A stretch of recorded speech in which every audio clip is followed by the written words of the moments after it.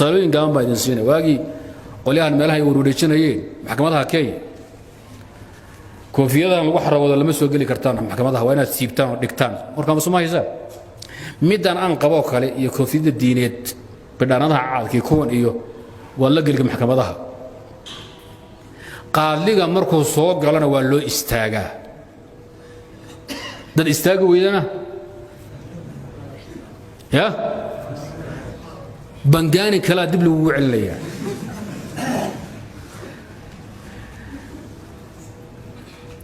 dad baa marka waa iska hayaraac wuu iska habnuul yahay daalida oo boodi istaagan buu arkay isweydiinba mahayo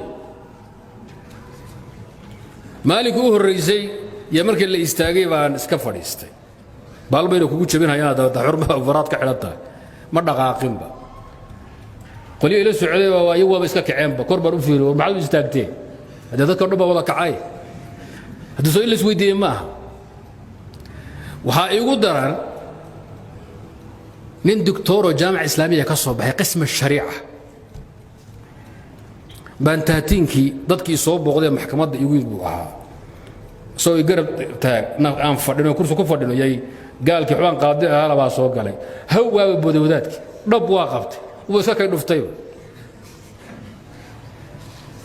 markii hawshu noo dhamaatay oo la kala dareeray oo lagu soo haray baan goono waxa maxaa kugu dhacay xamadan gartay adigu maxaa ku helay nin waan cabsaday buu maxaa cabsi meesha keenay aniga baa fadhiye miyaad cabsataan mise diin xumay ka tahay waan cabsaday buu waxaan u keenay waayii hore oo dhan wax isku day jireen oo fadhiin xoog u kiciyaan la gacmahan ka xiran tahay inay garbaanta ku qabtaan ku istaajiyaan markaas dherijiyay farayga qaadeen saantay ku filan bi faraka qaadaya shayga diineed adigu xambaarsan tahay hadaad qadariso qiimayso gaalka kugu xurmayni hadaad adigu laakiin aad tuurto sida daanyeerka oo kale daanyeerka waxaan maqli jiray habeenkii markuu geedaha fuulo libaaxi dhurwaagu xariifka uu soo istaagi hoostiisu ka qayliyo ka guuxi ayaga kulmin soo tuurahay soo oga aamuso ayaga soo tuuri markuu dhirgu iska tagayaa daanyeero waa sidaas leey laakiin saan baan lagu sheegay anu daanyeer tuuri ma aragay oo libaax u dhiibahaye laakiin sheekadan baan maqli jiray ninka Soomaaliga waxa ku badan inuu Soomaali dhex jooga mooyeen hadduu meelaha kale ee ajnabiga uu dhex tago inuu daciif yahay diintiisa qariyo uusan tayo lahayn qab lahayn isla weynan jirin koofiyada halka dambe u gashado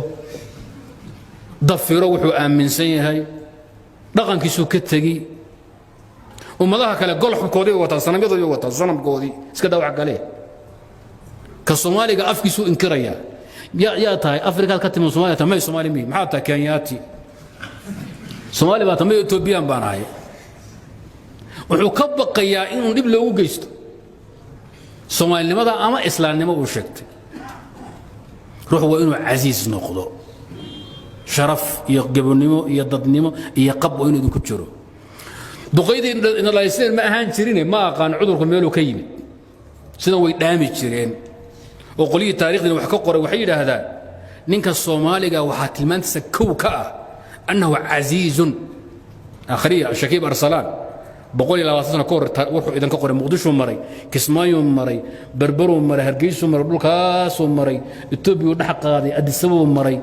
Djibouti buu maray wuxuu ka tagay Eritrea Masar buu ka tagay kadibna Shaam buu ku laabtay waxa tiin buu si tafsiil uga hadlay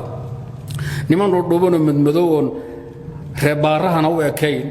carabtana aan ahayn oo u dhaxeeyo way buuri isla weyno kibir badan ninkoodu aaminsan boqol nufuud gelin karo dulli aan qaadanin deeqsiyaal geesiyaal ah wax baxsha dadka away ya kulligin hebel bastay baatiin nool meel baa xanuunaysaba xaalkiina Allah yaqaan ما قال ماشي وحان أمن كان هذين يا عذركم ماشي كذا وأنا لا هاي يا ابن بطوطة اللي بقول ستين بقول سنكور إن صومر نفس الشيء بوشيء عجائب الآثار نكس كلها شدوا كل شيء sheekh cabdiraxmaan aljabarti asagoo kitaab siduu nin Soomaaliya taariikh qoriya dadkeeda oo wanaag iyo dadnimo iyo geesinimo iyo shajaaco iyo gob aan ku Maqrizi baa sheegay ya gumaysigii miyaa waxaan keenay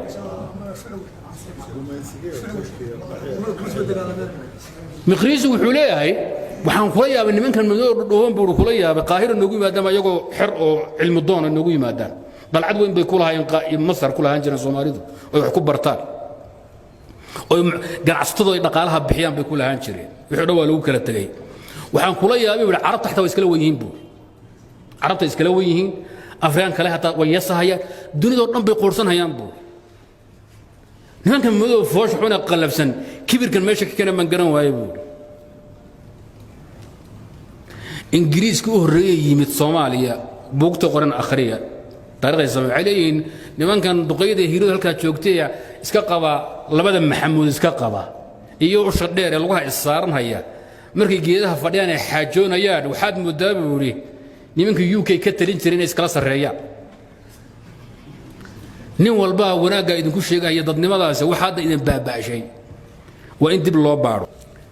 dadnimo iyo gobnimo baabaaday baan baadi goobahayaa mararka aan yar qiroon hayeen taabanay hawlaha ila yaabina